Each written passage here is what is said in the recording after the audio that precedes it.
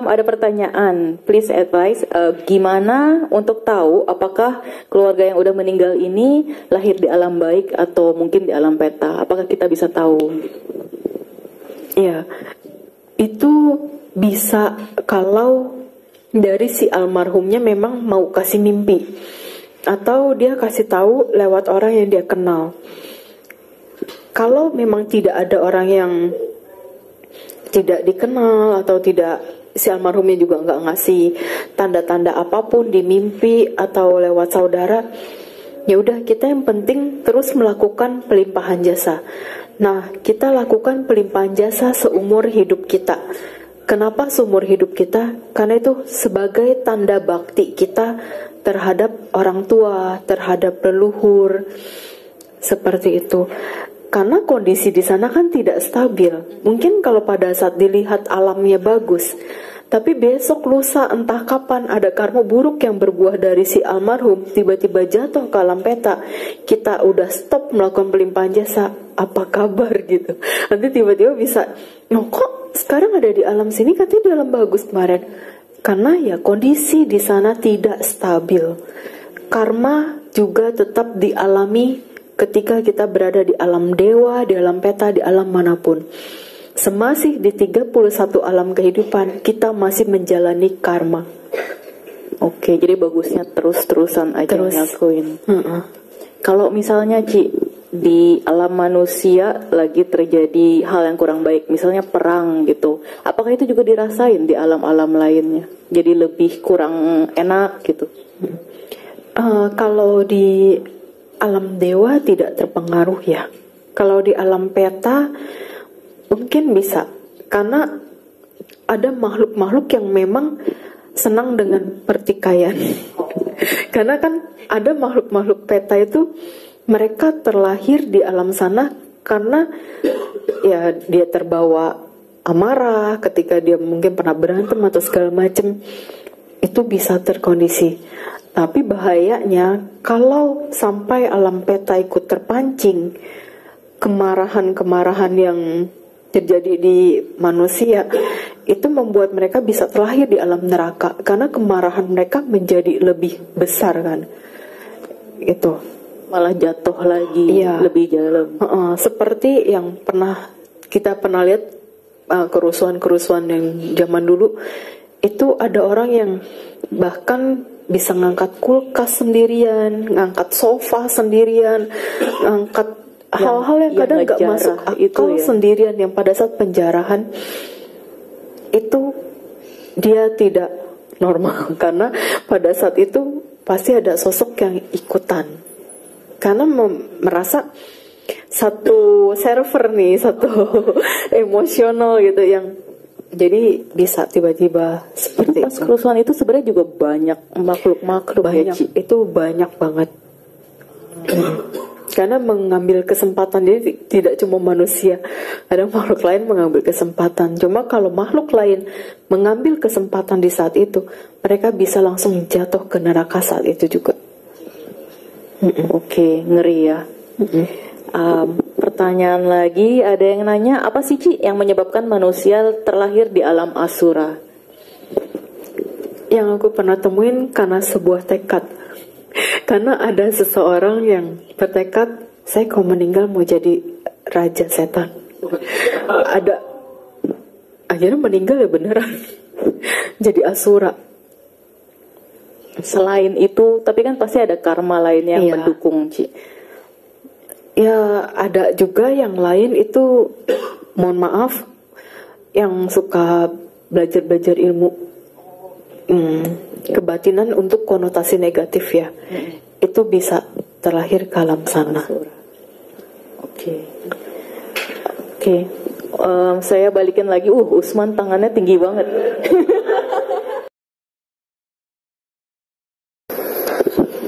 Halo, ya, Meta, nama saya Usman. Iya, kok. Ya. Saya mau tanya juga ya tentang kematian yang topik hari ini. Kebetulan kemarin juga saya dengar berita yang ada influencer Malaysia ya, yang anaknya itu baru umur 3 tahun, tapi dia bisa kayak buka pintu, mereka kayak ceritanya kan mereka sewa resort ya, jadi dan mereka kelelahan, mereka tidur, tapi anaknya itu bisa buka pintu kaca sendiri terus keluar dan tenggelam di swimming poolnya gitu. Jadi sampai mereka bangun, mereka cari anaknya udah di dalam kolam renang gitu. Jadi aku jadi relate ke kayak apakah di suatu tempat yang angker mereka akan cari penggantinya gitu loh. Si anak itu kayak menurut aku mungkin didorong atau dipanggil main keluar gitu kan. Jadi akhirnya dia bisa jatuh ke dalam. Kan orang tuanya lagi tidur, tapi anaknya kok bisa keluar gitu kan. Jadi aku kayak mikir ada sesuatu di situ, resort gitu kan. Biasa kan angker. Jadi biasa di tempat yang kayak gitu, apakah memang di penunggu di sana itu harus cari orang pengganti dan dia baru bisa pergi tumimba lahir lagi? Ada nggak kayak gitu? Oh, kalau untuk pengganti seperti itu sih nggak ada. Biasanya ngajak. Karena kalau anak kecil itu kan cenderung bisa ngeliat ya, masih bisa gampang melihat makhluk-makhluk yang tak kasat mata. Jadi ketika anak kecil itu merasa dibangunin, biasanya anak kecil tidur, kalau ada yang bangunin dia kupingnya peka, dia bisa langsung terbangun. Terus kalau ngelihat kayak ada yang panggil-panggil, dia bisa samperin gitu, dia samperin dan dia ngelihat itu mungkin orang yang dia kenal. Dan juga pastinya seseorang itu bisa ngajak atau ngikut, juga ada kaitan karma. Jadi si anak kecil itu merasa kenal dengan yang ngajak, ya dia ikut. Dan akhirnya kejadian itu. Tapi bukan gantiin lah, emang iya, supaya temenin dia di situ mungkin. Iya, tapi memang kadang ya nggak semua kolam renang sih itu ada penunggunya. Karena pernah ini dialamin juga, berenang di salah satu hotel itu kayak sekitar maghrib mungkin ya. Itu ada ngeliat sosok kayak baju putih melayang di dalam air. Itu sempet narik kaki saya langsung kaget kan. Pas ngeliat, sosok itu udah langsung udahan. Emang ada yang seperti itu. Apakah rata-rata di kolam renang tuh ada? Saya nggak bilang semua. Iya. Rata-rata. Enggak juga sih. Oke. Kalau saya pernah dengar toilet umum, Ci, katanya banyak. Oh, itu nggak heran. Oh, nggak heran. Itu di mana-mana banyak, di sekolah, di kampus, di rumah sakit, apalagi rumah duka. Mungkin karena toilet tuh kotor ya, jadi karena banyak makhluk pemakan kotoran. Jadi kalau yang mohon maaf jorok-jorok di kamar mandi itu udah siap-siap lah. Makhluk itu demen banget dengan hal-hal yang jorok-jorok. Jadi dia ya makan kotoran-kotoran. Mohon maaf lagi dari pup kita, dari air liur kita, dari darah yang kita buang sembarangan, kayak gitu-gitu sih. Tapi pengaruh nggak sih ke kitanya? Misal kita lagi jadi takut kan ke toilet umum sekarang. Kalau kitanya nggak jorok nggak usah takut sih. Oke. Vina. Kenalin, Moto G86 Power 5G. Chipsetnya next level performance. Bisa on terus sampai 41 jam. Kualitas gambar konten gue selalu jadi lebih keren. Mau multitasking, tinggal swipe. Terjebak situasi, gue bebas worry. Pilihan Smart Gen Z, Moto G86 Power 5G, the smartest choice. Halo Moto.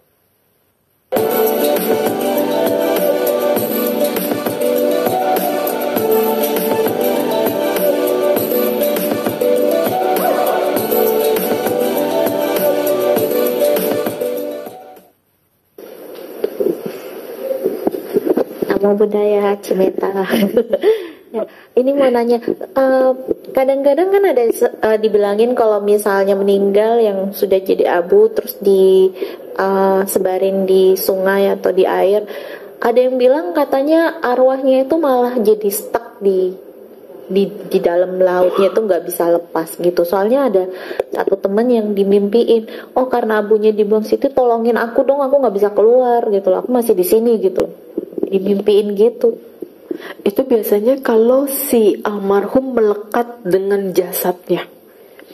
Kalau kita meninggal melekat dengan fisik kita ini, ketika kita meninggal jadi abu atau kita meninggal dikubur, kita stucknya di tempat yang terakhir kita ditaruh. Kalau yang kita melekatnya terus ternyata dikubur, kita merasa jadi kuburan itu rumah kita.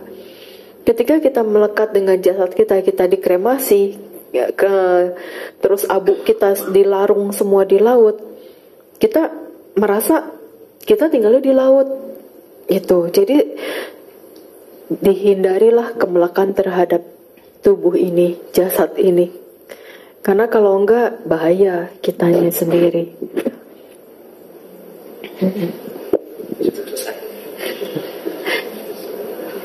Jadi itu juga kayak kemelekatan kan, yang Chinese kan ada yang suka nggak suka dikremasi karena takut kepanasan. Ya, itu kadang sugesti sih. Sebenarnya kalau kita udah meninggal terus kita dibilangnya oh nanti kepanasan, enggak kepanasan, kan kita udah di luar tubuh ini, udah di luar fisik ini, kecuali kita dibakar hidup-hidup baru kita ngerasain panas. Soalnya mereka bilang kan kayak misalnya baru meninggal itunya masih melekat, jadi jangan dibakar dulu gitu. Banyak yang suka gitu. Enggak sih, enggak seperti itu. Ya, aku lanjut ke pertanyaan Vina dari sisi Buddhis sih. Ada yang nanya nih, apakah ada bedanya antara dikubur dan dikremasi?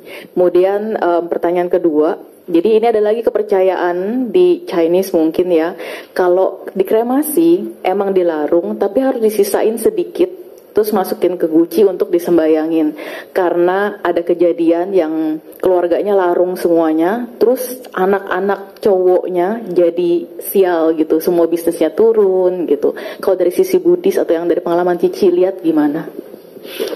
Oke, dari yang pertama, kubur atau kremasi itu balik lagi tergantung dari kitanya, kita mau dikubur atau dikremasi. Terus kedua, dari keluarga. Kalau dari keluarganya lebih gak mau repot, maunya dikremasi, ya itu bisa juga akan terjadi. Tapi baiknya ini harus ada dibahas, diomongin antara keluarga dengan kitanya. Kalau misalnya kita udah tahu, oh nanti udah meninggal kremasi aja gitu, ya udah si keluarga kan udah tahu, berarti kita maunya dikremasi, dan suatu saat ketika dikremasi ya kita semuanya berjalan dengan lancar. Tapi kalau dari kita sama keluarga tidak ada komunikasi, kadang itu yang jadi masalah. Kitanya mau, misalkan mau dikubur, dianya keluarga maunya kremasi, akhirnya ada yang setelah meninggal si almarhumnya ngerasa kenapa saya dibakar, saya kan gak mau, ada yang marah-marah. Nah kadang merasa keluarga ya udah terlanjur dikremasi, gimana dong kayak gitu. Ya itu dikasih pengertian. Jadi ada baiknya sebelum hal itu terjadi ngobrol lah. Jadi setidaknya ada orang yang tahu kita meninggal ini maunya diapain. Kalau kita sungkan ngomong sama keluarga, bisa ngomong sama temen, sama anak atau pasangan kita gitu. Terus kalau dari kitanya udah oke, dikubur atau dikremasi, keluarga juga udah oke, kita lihat keadaan sekitar. Kalau misal dari faktor ekonomi secara finansial, wah keluarga kalau beli kuburan harus beli tanah, beli ini beli itu, ternyata keuangannya nggak bagus, ya cari yang sebijaksana mungkin. Kalau tetap nggak bisa dari segi dana, ya udah yang paling gampang simpel kan kremasi, harus bisa mengerti kedua belah pihak ini. Terus juga harus lihat keadaan sekitar, selain tanah lihat juga lingkungan ini lebih banyak di kremasi atau dikubur. Kalau memang dari lingkungannya kebanyakan di kremasi karena mau simple, nggak mau ada masalah, lanjut. Tapi kalau memang ada yang alasannya biar dikenang, biar anak cucu tahu, ya silahkan dikubur. Yang penting finansialnya mendukung. Dan lebih banyak maintenance-nya. Iya, lebih banyak maintenance. Terus juga biasanya ada lagi yang nyambung. Kalau dikubur, hong shui-nya harus tepat. Kalau tidak tepat, katanya bisa bermasalah buat keturunannya. Itu memang ada, tapi tidak terlalu besar. Balik lagi ke karma kitanya masing-masing. Kalau feng shui-nya sudah dibikin sebagus mungkin, tapi karma kitanya tidak mendukung yang baik, tetap aja masalah muncul. Gitu. Terus yang dikremasi, yang katanya kalau dikremasi tidak boleh dikremasi semua, itu balik lagi ke kepercayaan masing-masing. Kalau dari kepercayaannya seperti itu dan mau diikutin, silahkan. Tapi kalau tidak mau diikutin juga ya tidak masalah. Karena kadang hal itu juga bisa menjadi sugesti dari kitanya yang masih melekat, masih belum rela, semua abunya tuh dilarung ke laut. Akhirnya sebagian disimpan. Nah, ketika sebagian disimpan, ini harus komitmen semua keluarga. Mau sembayangin nggak? Kalau memang mau sembayangi, ya silahkan. Tapi kalau memang tidak ada kesempatan, semuanya sibuk, tidak bisa disembayangin, ada baiknya biar tidak menjadi beban, ya larung gitu. Tapi kalau alasannya biar anak, cucu, cicit semua nanti tahu ada leluhur, ya silahkan aja, nggak ada yang ngelarang kok. Semua punya hak masing-masing. Tapi kalau sampai bikin katanya keturunan anak cowoknya jadi, mohon maaf, sial semua, itu enggak. Itu kadang dari ngelihat pada saat hidupnya seperti apa. Apakah pada saat hidupnya mereka waktu kecil pada dimanja, terus ketika orang tua tidak ada, mereka semua langsung pada goncang, berebut harta lah, terus jadi masalah, tidak bisa berdiri sendiri karena butuh pegangan dan dukungan sokongan orang tua. Akhirnya kacau kan semua. Jadi balik lagi ke pribadinya, cari tahu dulu kenapa bisa kacau. Jadi jangan menyalahkan gara-gara abunya lah, gara-gara kuburannya. Lihat semasa hidupnya. Kalau memang anak itunya dimanja dari kecil, pasti sudah dewasa dia tidak akan bisa hidup sendiri. Dia hanya akan bergantung dengan warisan orang tua, harta orang tua. Ketika harta dan warisan itu hilang, hidupnya kacau, goncang, seakan-akan tidak ada lagi pegangan, tidak ada lagi kekuatan dia. Karena semasa hidupnya sudah ditopang oleh orang tuanya dari kecil hingga orang tua meninggal. Oke, balik lagi ke perbuatan kita lagi. Iya. Semasa hidup. Oke, Ci, ada satu pertanyaan yang unik banget nih, Ci. Gara-gara baru-baru ini ada movie Thailand, ceritanya tentang manusia yang jatuh cinta sama hantu. Apakah benar ada? Dan lagi baru-baru ini beneran terjadi. Jadi couple ini sebenarnya udah pacaran lama atau mungkin udah mau married, cuman meninggal. Jadi keluarganya itu melakukan pernikahan hantu, something like that gitu. Itu kalau di sisi Buddhis gimana, Ci? Ini aku pernah alamin juga. Jadi ini ada jadi ada temen wihara di mana kau ini kebalik, hantu yang suka sama temen ini. Jadi sampai dia tuh setiap kali punya pacar nggak bisa, baru kenalan aja langsung kayak hilang kabar semua. Pokoknya semuanya ditempelin terus, hidupnya jadi kayak nggak bisa dia punya pasangan. Ada yang seperti itu karena dicintai oleh makhluk halus. Ada yang seperti itu tuh nyata. Itu temen sendiri, dan saya sampai sekarang dia sendiri. Karena hantunya masih nempel. Masih demen gitu. Jadi ada makhluknya dibilangin.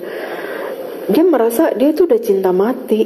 Jadi kayak nggak bisa diapa-apain, sampai pohon yang dijadiin tempat tinggal si hantunya itu dipantek, karena biar katanya kan biar hantunya dia udah diem aja di pohon, nggak ngeganggu gitu, nggak ya tetap aja tuh ngikutin aja, jadi nggak efek gitu kan.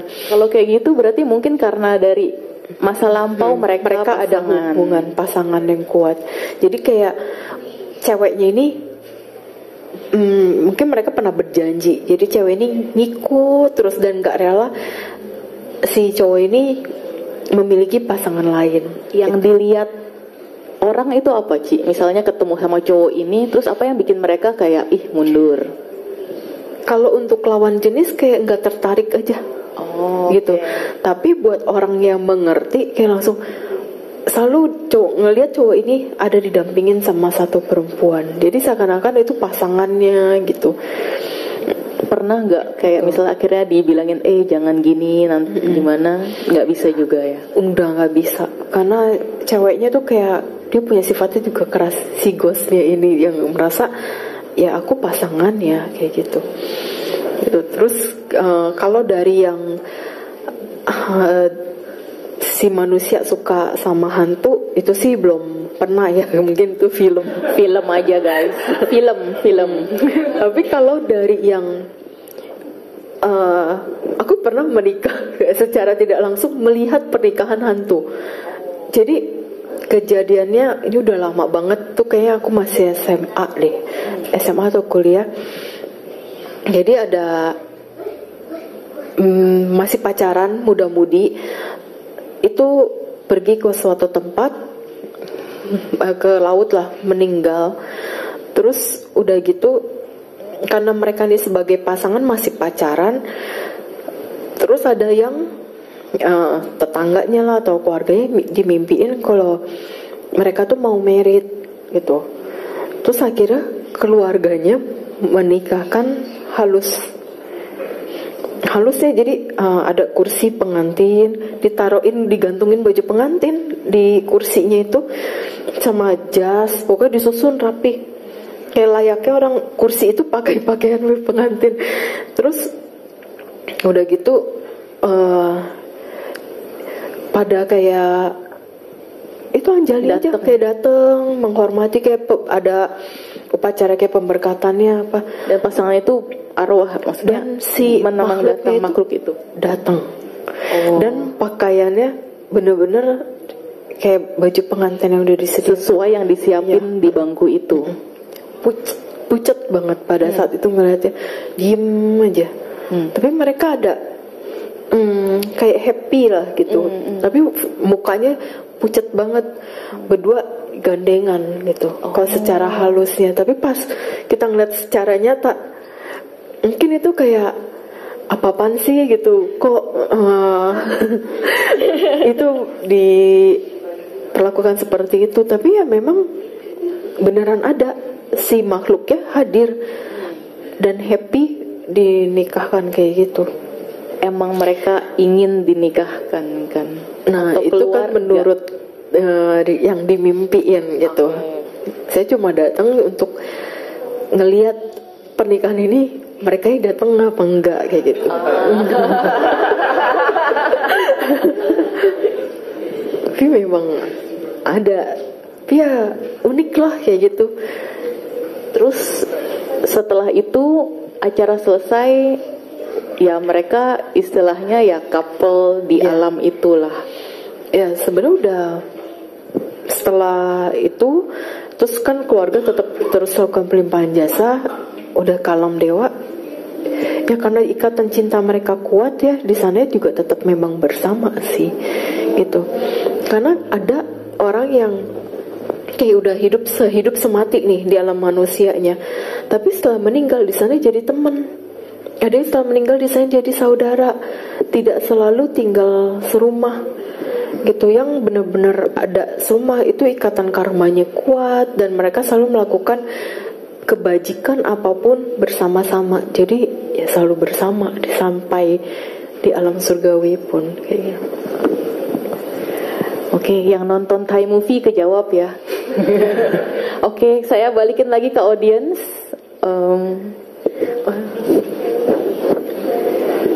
Cimeta, saya mau tanya ya, apakah pelimpahan jasa itu kekuatannya itu berbeda-beda? Misalnya ada orang yang rajin meditasi, jadi selalu melimpahkan jasa melalui meditasi. Ada yang suka berdana makanan terus. Jadi untuk orang yang sudah meninggal, jika keluarganya melakukan pelimpahan jasa melalui meditasi, melalui makanan, apakah ada perbedaan bagi dia yang menerima? Nomor 2, di dalam sutta, Sang Buddha kan pernah mengatakan bahwa kita adalah pemilik karma kita sendiri. Iya, betul. Nah, jadi bagaimana pengaruh pelimpahan jasa dengan kenyataan yang mengatakan bahwa kita adalah pemilik karma kita sendiri, kita adalah pewaris karma kita sendiri. Terima kasih. Iya. Jadi mau kita melimpahkan jasa dengan kita meditasi atau pemberian dana makanan atau jenis pelimpahan jasa lainnya, tetap itu sesuai dengan karmanya mereka kok. Jadi kalau leluhur kitanya membutuhkannya makanan, ketika kita banyak sering berdana makanan, itu muncul makanan secara gaib. Tapi kalau leluhur kitanya tidak membutuhkan makanan, kita mau berdana makanan sebanyak apapun, yang dia terima hanya jasa kebajikan. Nah, jasa kebajikannya itu buat mereka seperti apa? Mereka turut merasakan kebahagiaan dari kebaikan yang kita terima, yang kita lakukan. Itu ketika dia bahagia, mengkondisikan dia bisa mengingat. Dia bisa mengingat kebaikan-kebaikan apa yang pernah dia lakukan semasa hidup.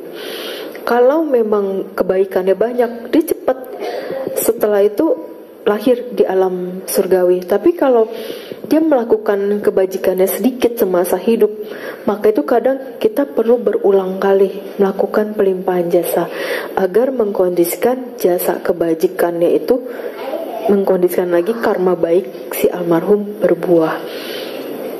Gitu sih. Oh, yang belakang.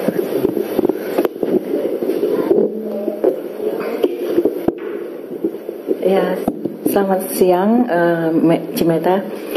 Saya mau nanya, waktu itu anak saya yang paling kecil tuh 3 tahun sakit. Terus pagi-pagi kan mau kasih makan obat karena udah panas banget tuh. Terus kasih makan roti dulu di depan jam 4-an gitu. Terus mana ya dia tunjuk-tunjuk, suruh saya lihat di belakang, tapi saya nggak mau lihat, saya pula-pula nggak tahu lah. Terus dia sendiri gitu-gitu hampir senyum-senyum. Berarti kalau lihat, misalkan ya ada makhluk gitu, kalau dia hampir senyum-senyum sama anakku, berarti itu makhluknya itu bukannya yang jahat ya kayaknya. Iya, biasanya dari makhluk baik, makhluk surgawi bisa juga. Oh, oke. Biasanya kalau makhluk peta pada gak suka takut sih. Ya. Oh, oke. Terus apa yang harus saya lakukan? Kalau misalnya surgawi, berarti dia udah hidupnya senang dong. Berarti kita nggak perlu pelimpahan jasa atau apa gitu. Kalau bisa sih kita tetap lakukan pelimpahan jasa ya, Ci. Karena kan yang tadi ku bilang, alam di sana tuh nggak stabil. Kalau tiba-tiba ada kondisi karma buruk dia berbuah, dia jatuh alamnya, pelimpahan jasa itu tetap bisa membantu mengkondisikan karma baiknya lagi untuk berbuah. Oke. Terus yang kedua, dulu waktu masih SMP gitu ya, kan mimpi gitulah. Mimpi kalau misalnya saya tuh jago banget bahasa Inggrisnya gitu. Mungkin secara tidak sadar, bawah sadar kita mungkin kehidupan yang lalu pernah lahir di negara mana yang bahasa Inggris. Tapi kenapa di kehidupan sekarang waktu SMP kok nggak jago bahasa Inggris gitu? Iya, itu hanya memori yang muncul gitu. Tapi kalau Cece praktekin lagi, Cece belajar lagi, bisa lebih cepat untuk lebih pandai gitu. Cuma kan pada saat mungkin masa-masa SMP itu ya masa-masa yang lagi malas-malasnya belajar kan biasanya. Jadi munculnya ya bukannya jago, malah kayak banyak hambatan di bahasa. Terus yang mau nanya lagi, satu lagi, saya kadang ya suka mimpi, bukan suka sih. Kalau misalnya nih bermimpi ada peti mati gitu, biasanya bukan kadang sih, suka ada keluarga yang meninggal gitu. Itu nggak tahu yang ada yang kasih tahu atau memang insting kita. Pernah ada suatu kejadian gitu, awal tahun, mimpi juga peti mati gitu. Terus ternyata cuma nggak tahu siapa yang meninggal. Terus kan saya kayak ada yang nanya siapa yang meninggal. Oh itu suaminya Ango. Tapi dalam mimpi pas bangun, Ango siapa ya? Kok bisa kasih tahu nama Ango? Nggak kepikiran kalau bisanya itu mertua laki sih. Iya kan, mertua mama kan namanya Ango. Cuma nggak tahu kalau bisanya dia ngomong, nggak kepikiran kalau Ango itu mertua mama gitu, mertuanya suami gitu. Terus kirain Ango teman saya gitu. Pas bangun, Ango siapa ya? Oh mungkin Ango yang itu kali ya. Iya, cuma untuk yang keadaan ini, apakah itu insting atau emang sering dikasih pemberitahuan gitu? Nggak tahu juga. Itu kan lebih ke pertanyaan pribadi ya, Ci. Itu nanti aja setelah acara ya, karena kita bahas yang umum dulu. Ya, sorry ya, Ci. Iya. Oke, aku balik ke Menti dulu dari YouTube. Ada pertanyaan, Ci. Kita udah bahas tentang, sorry sebentar. Tadi bahas tentang jatuh cinta ke alam hantu. Kalau sekarang balik ke alam hewan, Ci. Mau tanya, apakah kalau alam hewan bisa terlahir ke alam yang lebih baik? Dan bisa nggak sih kita mengkondisikan supaya pets yang kita sayang banget gitu untuk bisa meninggal dengan baik? Apakah kalau misalnya bacain parita ke hewan tuh mereka ada efeknya gitu, Ci? Iya, kalau untuk binatang itu bisa ke alam lebih baik, tapi itu dia butuh karma baik yang besar banget. Terus harus ada kondisi karma lampaunya yang besar, itu yang positif, yang baik berbuah. Kalau tidak ada kondisi juga sulit. Ya ada muter terus binatang itu di alam. Apakah itu berarti kalau udah lahir binatang biasanya binatang lagi? Kebanyakan itu binatang peta, binatang jarang jadi dari binatang ke alam dewa atau kalau manusia itu jarang. Oke. Terus kalau gitu misalnya dari binatang ke binatang lagi, ada gak sih karma yang bedain? Misalnya, oh kalau melakukan ini lahirnya jadi anjing, ini lahirnya misalnya jadi yang lucu, panda gitu. Nah, kalau dari yang aku pernah lihat, kebanyakan tuh jadi binatangnya kalau nggak anjing, kucing gitu. Karena kebanyakan manusia itu tidak bisa mengontrol di hawa nafsu sih. Nah, makin kita tidak bisa mengontrol hawa nafsu, ya selamat datang di dunia binatang. Ya gitu. Jadi itu yang ngeri. Jadi untuk binatang biar bisa terlahir di alam yang lebih baik, ajak mereka untuk berbuat baik. Jadi kadang ada yang pernah kita ngelihat ada kucing atau anjing gitu yang pai-pai di depan rupang Kuan Im atau di rupang Buddha. Nah itu secara tidak langsung dia kan sudah diajarkan untuk berbuat baik.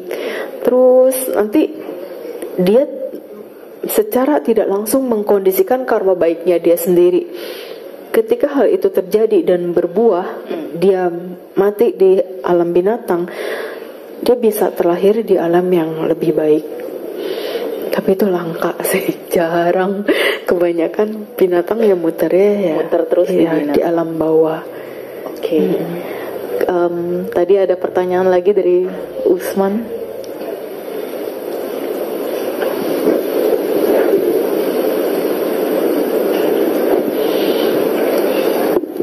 Oke, saya mau tanya lagi. Mungkin semua juga penasaran, pengen tahu juga ya. Aku sering kejadian kalau ditindih gitu ya. Jadi ketindih itu beneran kita Kan kalau logikanya kadang orang kan bilang ada, kalau dari kedokteran bilang capek jadi menimbulkan kita mimpi yang buruk gitu-gitu kan.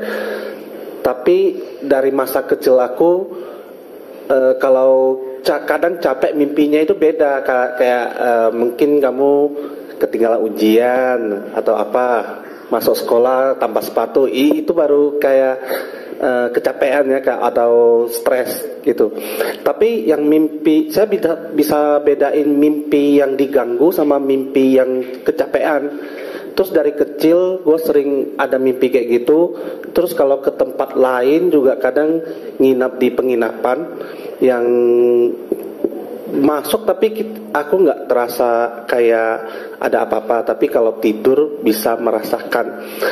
Terus waktu ke India ya, terus aku ditindih, terus itunya keluar kan, dia bahasa India, gue bisa ngomong bahasa India juga, balas dia. Bukan bahasa Inggris saja, aku bisa bahasa India, tapi aku ngerti aku ngomong apa, aku ngerti dia ngomong apa juga gitu loh. Dia bilang, kamu bacalah doa kamu, aku nggak takut sama kamu. Dia bilang, bacalah parita-parita suci kamu. Dia bilang, aku nggak takut. Terus aku baca aja, baca sampai aku bisa bangun gitu kan. Terus waktu di mana ya, di Vietnam juga diganggu kan, juga ada dia membalas gitu pakai bahasa dia juga mungkin ya, dalam mimpi kan remang-remang ya, tapi aku juga bisa balas, aku bisa ngerti, dia bisa ngerti juga. Jadi sering diganggu itu, apakah itu capek atau bener ada kayak gitu diganggu, ditindih. Jadi kadang kan kita mimpi ditindih ya, kita teriak, kita bicara, tapi sebenarnya kita udah bangun, tapi bangunnya masih di dalam mimpi. Mimpinya udah bangun lagi, masih di dalam mimpi gitu. Gak bangun-bangun tapi jadinya. Iya gitu. Oke, mungkin in short pertanyaannya, apakah ketindihan atau di Indo erep itu beneran ketindihan, atau kalau secara medis ya kecapean aja? Ketindihan itu memang benar ada sih. Jadi itu kalau ketindihan kadang makhluknya memang duduk atau dia berdiri di badan kita kayak gitu. Terus secara halusnya ada yang mungkin muncul di mimpi, tapi ada yang dia nggak bisa muncul di mimpi, tapi ketika dia mau bangun kayak nafas tuh makin lama makin pendek, makin susah, tapi kita nggak bisa gerak. Ada juga yang semacam seperti itu. Jadi ketika hal itu terjadi, ya langsung bilang aja sesuai doa yang kita ingat gitu. Kalau ingatnya Budo, ya sebutnya Budo, atau langsung baca parita yang bisa kita ingat, atau damo, sanggo kayak gitu, Budo, damo, sanggo. Itu yang paling simple. Tapi kalau bisa inget parita panjang ya bagus. Umumnya sih di rep nggak bisa inget parita lengkap gitu.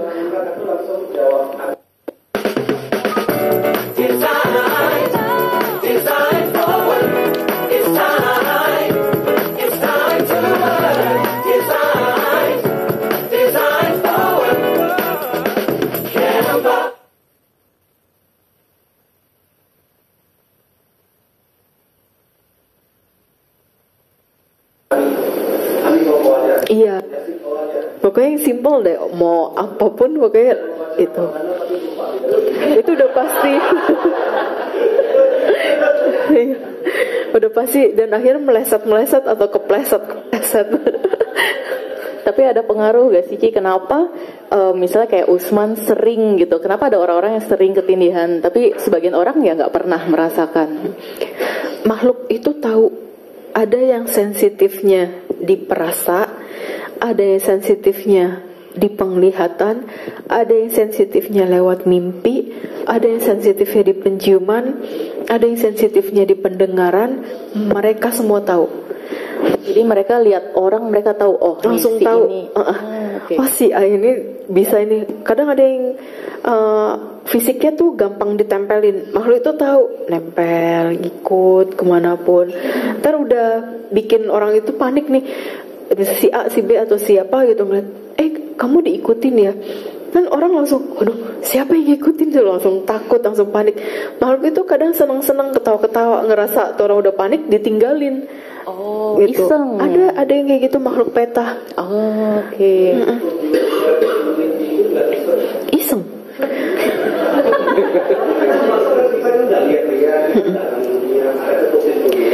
Iya, iseng. Iya, bisa iseng kayak gitu kok.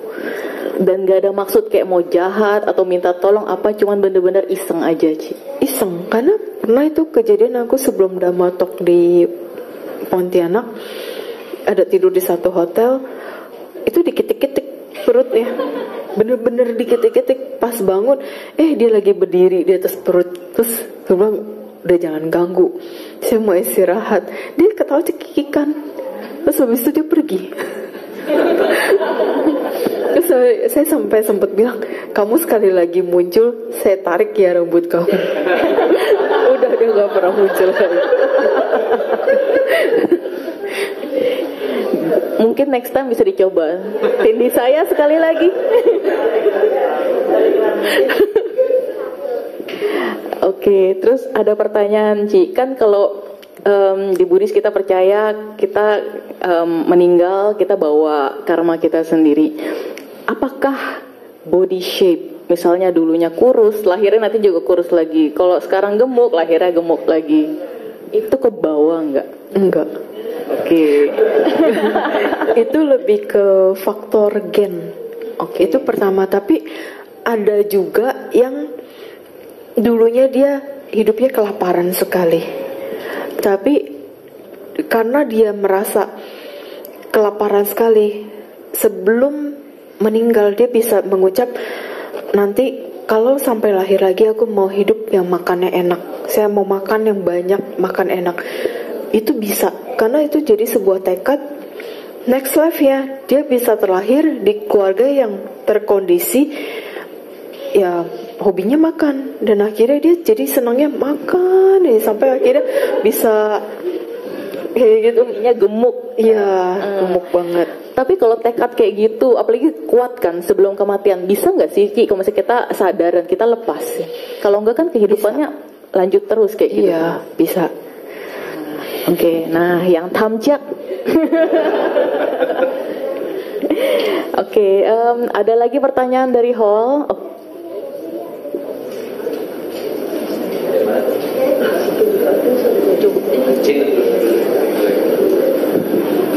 Oke, Namo Buddhaya Metta. Saya mau tanya, tadi kan kita sempat bahas tentang kalau misalnya orang udah mau meninggalkan, itu kan untuk leluhur yang mengunjungi dia. Nah, kalau untuk yang masih hidup, kayak misalnya ada kerabat atau ada orang yang kita kenal yang udah mendekati ajal gitu kan misalnya, apa hal terbaik yang bisa kita lakukan untuk mengkondisikan mereka supaya tahap selanjutnya itu bisa lebih baik? Dari pengalaman Metta sendiri, kan ada orang yang mungkin bimbang ya, kira-kira kalau kita misalnya ada masalah yang belum selesai nih, ada salah paham sama orang gitu, atau anggota keluarga yang kurang berkenan gitu, apakah perlu turut hadir untuk mengantar orang yang bersangkutan untuk di-clear dulu semuanya? Apakah sebuah hal yang baik atau justru akan, ya misalnya kalau emosinya kan tidak tahu bisa A atau bisa B kan ya, jadi bagusnya dikondisikan seperti apa gitu ya. Oke. Kalau ya seperti itu, baiknya dari kitanya ya sebagai keluarga ya, yang mengetahui kalau si A ini mau meninggal, kita kasih tahu memang orang-orang yang berkaitan dengan dia, maafin ya si A ini kayak itu, udah jangan ada dendam lagi gitu. Apalagi kita tahu kalau si A ini misal bermusuhan sama si B, ya udah kita bilangin, udah ya sama-sama ikhlasin. Terus si yang sakitnya juga, atau yang mohon maaf kita rasa dia kayak udah makin deket, kita nggak perlu bilang, oh saya tahu kamu udah mau pergi, kita nggak perlu bilang kayak gitu. Jadi kita cukup bilangnya, udahlah lepasin aja semua dendam sama masalah-masalah yang pernah bersangkutan dengan orang-orang, lepasin, nggak boleh dendam lagi. Udah biar semua menjalani karmanya masing-masing, biar kita hidup enak, semuanya juga akan baik-baik aja. Kalau kita bisa sampaikan seperti itu, maka si orang yang sakitnya atau yang mau meninggal itu akan lebih tenang.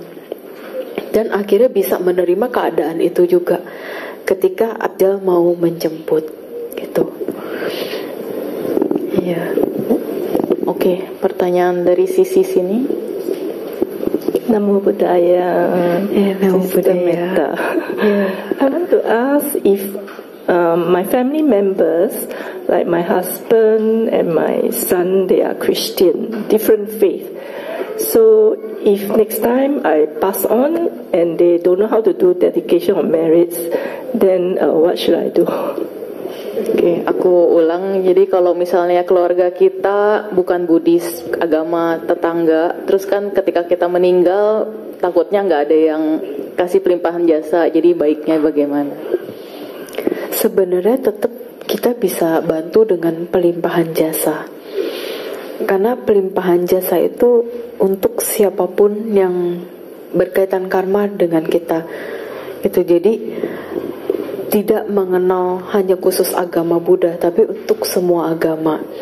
Jadi kalau ada tetangga atau sanak saudara kita yang meninggalnya, mohon maaf non Buddhis, kita tetap bisa bantu dengan pelimpahan jasa. Mungkin maksudnya kalau Cici ini dia Buddhis, tapi keluarganya bukan gitu. Jadi dia agak takutnya nanti ketika dianya yang meninggal gitu.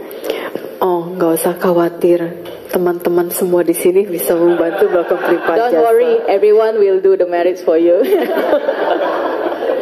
Karena kita keluarga sedama kan. Oke. Ada lagi pertanyaan dari audience di sini? Oke. Mau nanya Ci, tadi kan kita banyak cover tentang kematian dan persiapan kematian sebenarnya. Kadang kita bisa bilang kita ready di mulut, atau mungkin kita ready atau apa. Tapi kita selalu mengatakan sanak keluarga belum tentu siap untuk menerima gitu. Gimana sih caranya biar kita bisa mempersiapkan sanak keluarga biar mereka juga bisa siap gitu kalau misalnya pada suatu saat kita harus menghadapi kematian atau mungkin kita harus pergi duluan, gimana sih kita bisa mempersiapkan mereka? Untuk mempersiapkan mereka, ya kita perlu ajak bicara sih. Jadi misalkan ada momen yang lagi mendukung gitu, ya kita bisa sambil ngobrol.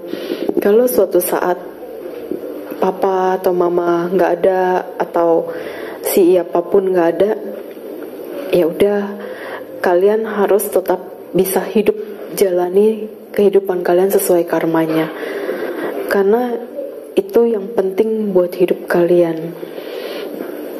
Jadi dikasih tahu. Terus juga kita harus kasih tahu mereka harta terpenting yang papa mama ajarkan untuk kalian adalah kalian untuk bisa menjadi lebih baik, untuk bisa menjalani kehidupan ini sebagaimana halnya yang harus kalian lakukan sesuai karmanya. Bukan kalian memperebutkan materi yang papa mama punya, tapi kalian harus bisa memberikan yang terbaik untuk diri kalian di kemudian hari. Karena itu yang paling penting untuk kehidupan kalian. Gitu. Jadi mereka akan ingat semua hal itu dan mereka akan berusaha untuk siap, walaupun ya tidak ada yang siap. Keluarga kita kalau melihat kita nggak ada. Rambut rusak, tambah kolagen conditioner. Kelihatan kan bedanya? Rambut pentin tuh. Oke, jawab ya. Cimeta, Mario, so dipersingkat aja. Pertama, kalau pelimpahan jasa untuk orang meninggal, apakah kita harus sebut namanya? Terus kalau kita sebut namanya, emang dia tahu? Satu ya. Terus kayak misalkan nggak cuma manusia, misalkan kayak kita punya peliharaan yang udah meninggal, itu juga pelimpahan jasa ke peliharaan misalkan. Itu sadar nggak sih? Terus yang ketiga, kalau ada saya pelimpahan jasa kepada makhluk yang di sini dan semua makhluk yang ada di dunia, semoga semua ikut berbahagia. Itu mereka tahunya gimana sih kalau diangkat kayak gitu? Makasih ya. Oke. Untuk pertanyaan pertama, itu sebenarnya nggak perlu sebut nama juga nggak apa-apa. Kita sebut para leluhur atau para leluhur dan semua makhluk yang berhubungan karma juga bisa.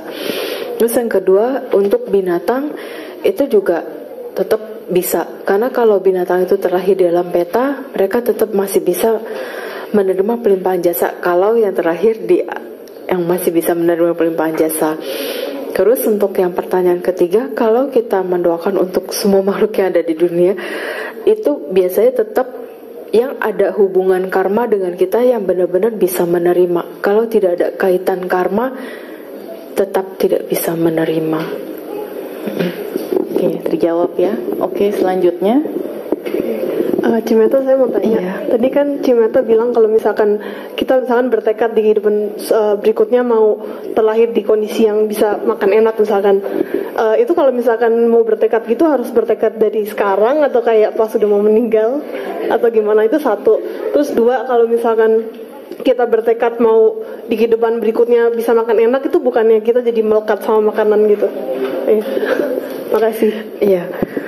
Yang biasanya bertekad itu menjelang kematian itu yang paling kuat ya, itu. Tapi kalau kita bertekad untuk melekat dengan makanan, ya itu nggak bagus sih sebenarnya. Jangankan makanan, dengan manusia juga ya nggak bagus gitu. Jadi mendingan kita nggak usah bertekad yang keduniawi. Lebih baik kita bertekadnya, semoga kita bertekad bisa terkondisi bertemu dengan ajaran Buddha Dhamma yang murni di kehidupan manapun, kapanpun, dimanapun berada. Karena yang paling sulit itu. Kalau untuk makanan kita masih gampang, ketemu orang kita masih gampang, tapi ketemu ajaran Buddha Dhamma Sasana yang murni itu sangat sulit ke depannya. Iya, sama-sama. Oke, masih banyak banget pertanyaannya dari Mentimeter, jadi mungkin jawabannya boleh singkat saja, Ci. Untuk maksudnya langsung aja gitu. Apakah ada alam sementara di antara kematian dan kelahiran kembali? Kalau nggak salah di salah satu alirannya ada namanya Bardo atau antara bawah. Mohon maaf, kalau dari apa yang saya lihat itu spontan, langsung ke alam peta, alam dewa, ya sesuai karmanya. Itu. Oke. Bagaimana cara melepas janji, terutama pada orang yang telah pindah alam? Kita tetap bisa melakukan lepas janji itu ya di depan altar, di depan Buddha Rupa atau di depan altar dewa-dewi yang lain. Kita bertekad untuk melepaskan janji apapun terhadap siapapun untuk kehidupan berikutnya. Jadi saya mau kehidupan saya menjadi lebih baik. Udah gitu aja. Harus spesifik gak? Saya mau lepas janji yang saya lakukan kepada orang ini gitu, atau boleh kalau inget, tapi baiknya sih general aja, karena kita bisa juga lupa pernah janji dengan siapa lagi selain orang yang bersangkutan. Oke. Mau tanya, kalau misalnya tidak dikaruniain seorang anak meskipun sudah mencoba pakai cara apapun, apakah ini karena karma jelek atau karena kita tidak ada hubungan karma sama siapa-siapa lagi? Sebenarnya tetap ada hubungan karma, hanya belum ketemu yang pas, yang cocok. Gitu aja, ambil sisi positifnya. Karena penyebab tuh banyak, nggak cuma satu penyebab. Oke. Apakah benar kalau pintu neraka cuma terbuka di bulan 7? Oke, kalau yang ini, makhluk neraka itu tidak bisa menerima pelimpahan jasa. Yang bisa menerima pelimpahan jasa itu pun tidak semua alam peta, hanya alam peta Paradatu Pajiwika. Yang memang itu hanya alam bisa menerima pelimpahan jasa, baik itu makanan, baik itu jasa kebajikan, baik itu kadang ada makhluk yang makannya juga yang tadi mohon maaf kotoran, ada berbagai macam, ada yang dia makannya dari wangi-wangian, dupa kayak gitu, ada yang seperti itu. Jadi yang pasti alam neraka bulan 7 itu Oke. Itu lebih tepatnya disebutnya sebagai sembahyang rebutan sih. Karena untuk makhluk peta yang memang ada kaitan karma dengan kita, ketika kita sajikan makanan di meja sembahyang, terus kita bilang, semoga semua makhluk yang berkaitan karma dengan saya menerima makanan persembahan yang saya berikan ini. Baru kita tancap mio. Itu mereka bisa langsung menyerbu makanan, tapi di kondisi mereka langsung kayak munculnya gaib. Gitu. Tapi kalau yang tidak berkaitan karma dengan kita, ya dia hanya diem ngeliatin. Meskipun ada makanan, iya, dia nggak bisa. Nggak, karena kayak gimana ya, nggak bisa loh kalau nggak ada kaitan karma.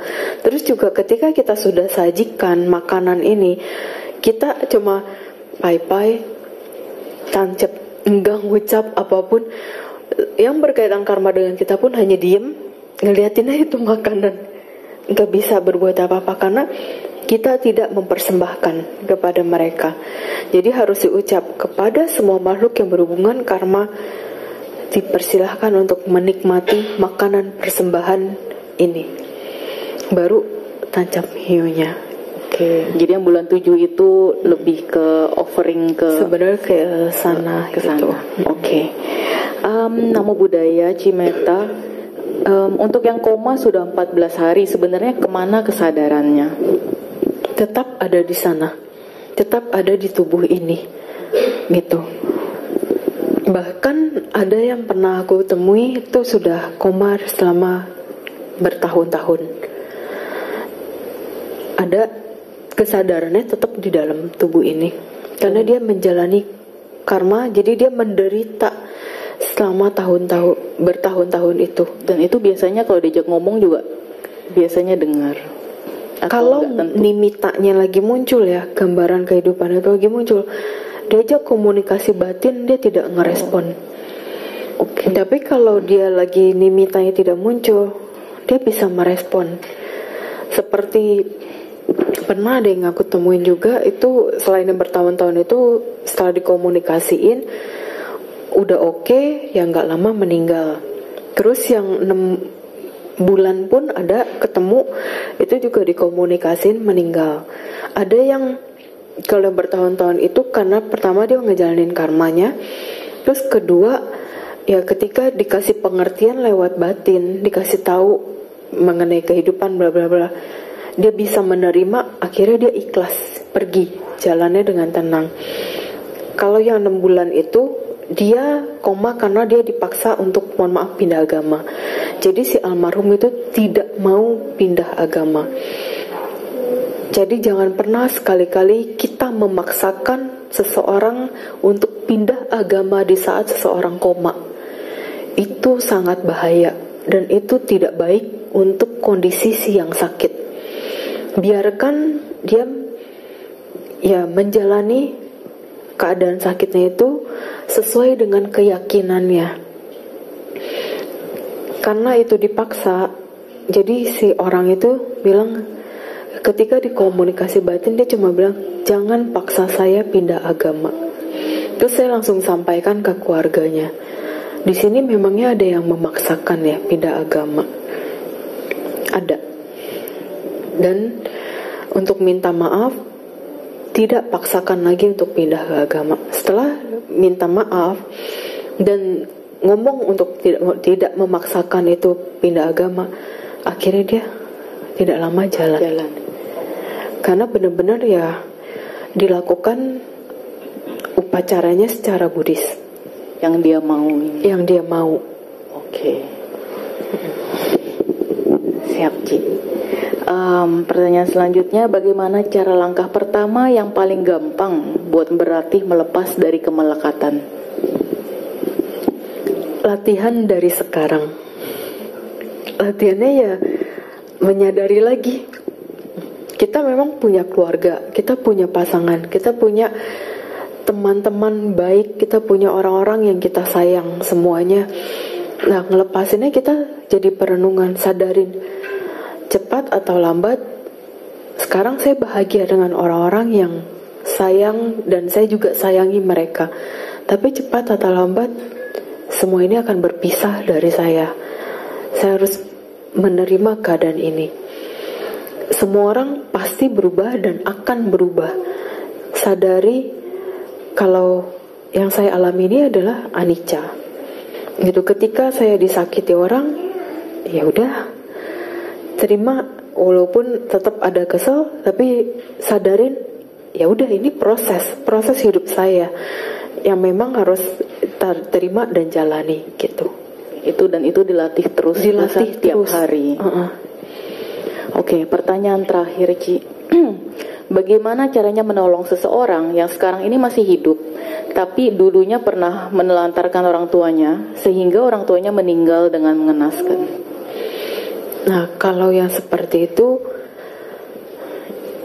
ya terimalah karmamu pada saat nanti. Jadi ketika kita menelantarkan orang tua sampai beliau tutup mata, jangan pernah menyalahkan siapapun. Ketika kita mengalami sakit dan meninggal, tidak ada satu orang pun yang menolong kita, karena kita sudah menelantarkan orang tua kita. Tapi ada gak sih yang bisa dilakukan untuk paling tidak meringankan? Berat ya, kalau ke orang tua itu berat banget. Jadi kalau untuk mengurangi karmanya itu, ya kita harus kalau bisa menyokong, walaupun kita meninggalkan orang tua seperti itu sampai meninggal mengenaskan, kita harus menyokong orang tua yang misalkan di panti jompo, atau masih ada saudaranya orang tua kita yang masih bisa kita bantu, kita bantu. Itu salah satu caranya. Kalau kita malah merasa, udahlah saya cuma mau bantu orang tua saya, ya orang tuanya udah ditinggalin seperti itu, ya mau gimana lagi. Harus dia mengkondisikan, membantu sanak keluarganya juga yang memang harus dibantu, atau panti jompo, atau di lingkungan dianya yang ada orang-orang yang perlu dia bantu, ya dia harus bantu kayak gitu. Oke, siap. Oke, dengan ini saya tutup sesi Q&A. Terima kasih banyak, Cimeta. Sama-sama. Mari kita ucapkan sadu 3 kali. Sadu, sadu, sadu. Mungkin Cimeta ada sedikit kata penutup sebelum kita benar-benar tutup Indonesia Service-nya. Oke. Untuk teman-teman semua, kita nggak usah takut dengan namanya kematian. Kematian itu hanya sebuah proses perpindahan alam dari alam manusia ke alam yang lain. Setidaknya kalau kita mau terlahir dalam bahagia, kondisikan pikiran, ucapan, perbuatan, kita praktekin setiap saat. Jadi bukan cuma untuk saya, tapi kita semua, kita sama-sama berlatih menjadi lebih baik. Siapa tahu di kehidupan berikutnya kita semua berjodoh lagi dengan Buddha Dhamma, kita sama-sama belajar Dhamma, praktek Dhamma dengan baik. Terima kasih, dan saya mohon maaf apabila ada kata-kata saya yang tidak berkenan di teman-teman semua. Terima kasih. Satihotu, Namo Buddhaya. Namo Buddhaya.